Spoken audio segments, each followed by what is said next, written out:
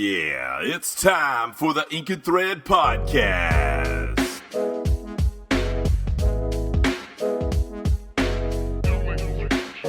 This podcast discusses design, development, and sourcing of apparel, spotlights fashion trends, and features industry creatives and entrepreneurs.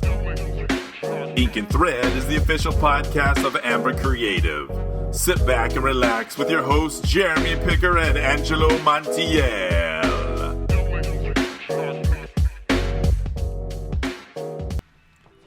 So Josh, tell me a little bit about your creative approach when you are prepping some of your ideas or some of, let's say, the client brief. What is your process when you are trying to create something that's completely original versus maybe working with some of the licensing brand marks that you are working with on a daily basis?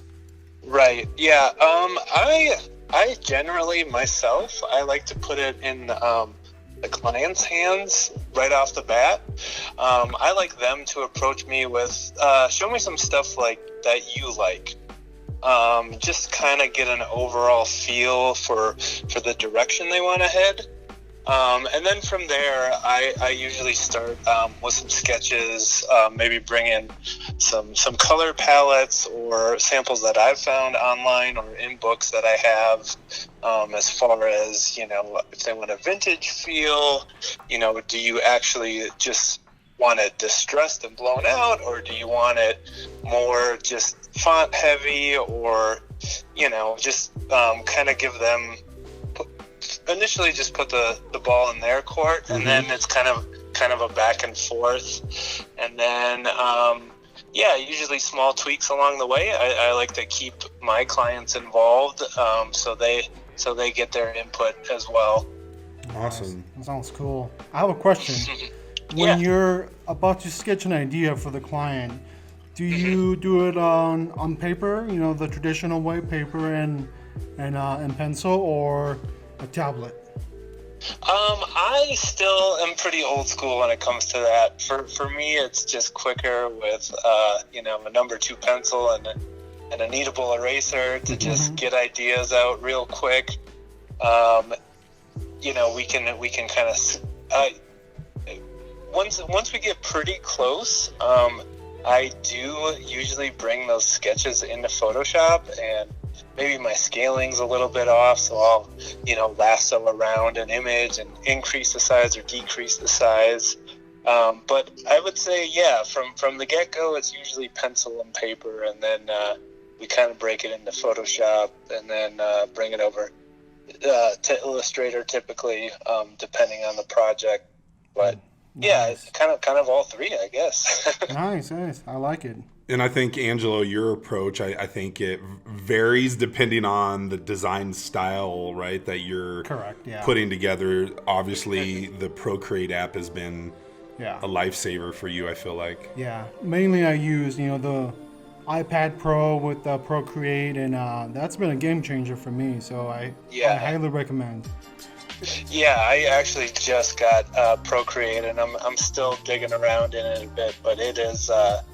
It's a nice change from the Adobe suite. They've done a lot of good things with it, so it's pretty cool. For sure. I'm still waiting for Procreate to make like a vector plugin or their own Illustrator, type of app. So. And the nice thing is being able to make those adjustments, whether it's on paper or the Wacom. I know, Angelo, we like to mock it up on paper background to make it look like an authentic sketch, and I think your brushes, whatever you're using, allows for that. Just one more question on when you're dealing with the customers, how do you not combat, but how do you deal with when the customer's wrong or the customer's creative direction doesn't mean or isn't going to translate well? How do you bring that up when you're in that creative setting, knowing that you're the professional and you know what they want, but it might not necessarily mean it's production or visually friendly? Yeah, I do try to steer my clients the best I can, because I feel like after 14 years of doing this, I got a pretty good sense of what people like or what they're into. I was actually just not personally, but a good friend of mine, he was working with a client recently, and he wanted kind of something fun and exciting and cartoony, and the designs he kept settling on were not that. Like, they weren't fun or exciting or cartoony. So he was kind of explaining a story to me where they had a bit of a back and forth, and eventually you come to kind of a common space. That's definitely happened with me in the past. But typically, again, kind of going back to, I like to put a little bit of homework on the client, maybe stuff that they like, stuff that's appealing to them, because then that kind of sends me down the right path initially. Tons of sketches. I feel like it's just way quicker to do like arch type, or do you like it straight across? Do you like it all caps? Do you like serifs or sans serifs? Just kind of getting a general direction, and then going from there. I've been lucky enough where there hasn't been a lot of all right, let's start this over from scratch. Wow. Angelo, that would be nice sometimes. Lucky you. I mean, it has happened, but it's few and far in between. But again, I think that just comes back to putting a little homework back on the client, and approaching them with your research, and hopefully what they see is what they were thinking. For sure. Yeah, and our philosophy is we even have some proprietary software that creates this visual survey, because like you said, clients don't necessarily know how to communicate what they're envisioning. They can show you, or they can show you what they don't like, but to come up with that term, and I think we even got that cartoony look out of a silhouette. Someone they just wanted a graphic silhouetted, and they called that the cartoony look. Right. So again, it's, as a professional, don't always go with what the client says. That's where those visuals come into play huge, because especially in our business, Angelo doesn't get to talk with the client, so he's relying on our project managers to filter what the customer's saying. But if it was in text form, I mean, we would probably have so many edits, so back many. and forth. Right. Awesome. Right. So yeah, go ahead. No, I was just going to say, like, there's so many times where a client comes to me and it's like, I want something cool. And it's like, okay, what's your definition of cool? It's relative. It's cool to every person is just so all over the board. So, yeah, I think those visuals help right away. Yours, mine, and Angelo's idea of cool is very different. And then, what cool to the client and then their audience, is really what is going to matter. Like, even if the clients that we're working with, they might think it's cool, but that's where we like to say we're politely opinionated, because we're looking at that end buyer or that end wearer in mind on what they think is cool. They might, their level of cool might be very low compared to like ours, just because we're around this all the time. So that's a good thing to bring up. So kind of going into your kind of background, and you talking about you've gotten some help along the way. What would be, one or two or even three tips for young creators, young creatives or designers, just starting out, or, maybe they're a novice or intermediate, but they want to turn it into a full-time profession. What would some of those things that you wish you knew, and then since you've been in it 14 years, what you could help them to start their career path?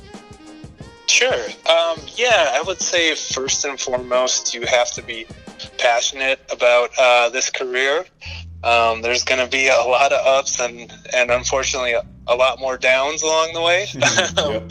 And that's just part of the learning process. That's just getting a feel for your clients, or not overcommitting your thoughts and feelings into your designs, because at the end of the day, we are commercial artists. These aren't art pieces necessarily. Like, we want them to be good and great, but at the end of the day, it's what your client wants. I would say, and second, approach everything with an open mind and open ears, and don't be afraid to ask questions.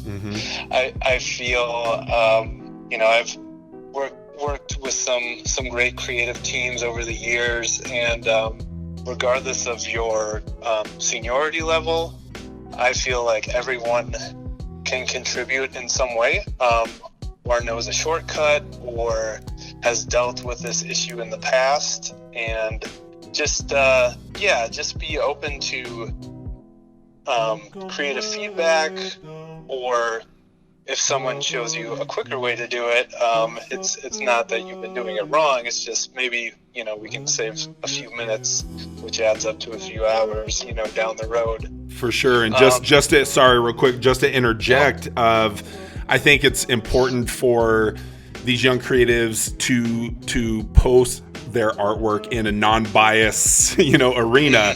All because your mom and your brother and your cousins say, "Oh, that's a cute design," or "That's a really nice design." Like, you need a true audience, a non-biased audience that will give you their full opinion. I think a lot of people are too afraid to tell people the truth. So, encouraging and creative feedback are two different things. You can always be encouraging, but being honest, getting that honest feedback, I think, is important for people starting out as well. I agree. Most definitely. Yeah, for sure. And then anything else that you think, people that, let's say they're in just a normal job and they want to transition to creative, what is maybe one more tip that you would give them to make that transition a little easier? Yeah, I would say just really immerse yourself in it. I don't know how you guys necessarily get inspired, but I get inspired for things that aren't necessarily graphics. For me, it's music, or because we live in Colorado, going out to the mountains, or seeing an old sign on the side of the highway. Just really, what do you like about that? Why did you see that old sign and think it was cool? Was it the textures? Was it the letter forms? Was it the colors that were used on it? And just kind of, maybe your next project you're working on, try to bring those things that you liked into that. And just constantly be in it. Maybe not designing, because I feel like some of my best ideas come when I'm not in front of the computer. Yeah, I couldn't agree with you more. You nailed it with your advice. I mean, there are so many good designers out there, and never be afraid to ask for their opinion or their help.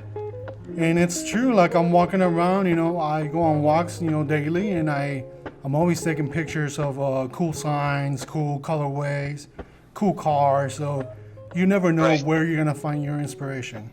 Yeah, and I think, I'm not a designer. I have a creative mind, and, on my business card it says creative director, because I don't know what else to call that part of my life. But, is one, for me, Pinterest is huge because it's that ongoing inspiration board, but you also need to create a Pinterest like in your mind, in your head, to be able to pull those memories, because you have those images, that doesn't mean you're gonna find them or you have access. You have to be able to compartmentalize all those creative things you see, which is going to influence your design or your creative direction. So I think that's definitely one thing that is people should start doing now if they don't have a Pinterest, or what's that other site, Angelo? Design Inspiration. Designinspiration.com. So figure out what works best for you. If you're good at organizing photos, do it on your iPhotos or your desktop. But yeah, always be inspired, whether it's your style or not. Always try to be influenced by the past so you can create your future. It sounds a little cliche, but Quote that. Yeah, quote that. Awesome, Josh, man. Thank you so much for sharing your knowledge, sharing, your creative process. I know everyone that's listening is gonna pull some nuggets of truth from this, and so thank you for your time sharing with us. And I know Angelo, as a designer to designer, there's probably some shared philosophy that you guys talked about. Yeah, for sure. I mean, we have like a similar background and so everything he talked about, it's true. So just go out there and create. Yeah. Yeah. All right, creativity to the people. All right, Josh, have a good day, man. Thanks so much for your time. Awesome. Thank you, All right. man. Thank you, guys. You have a good one.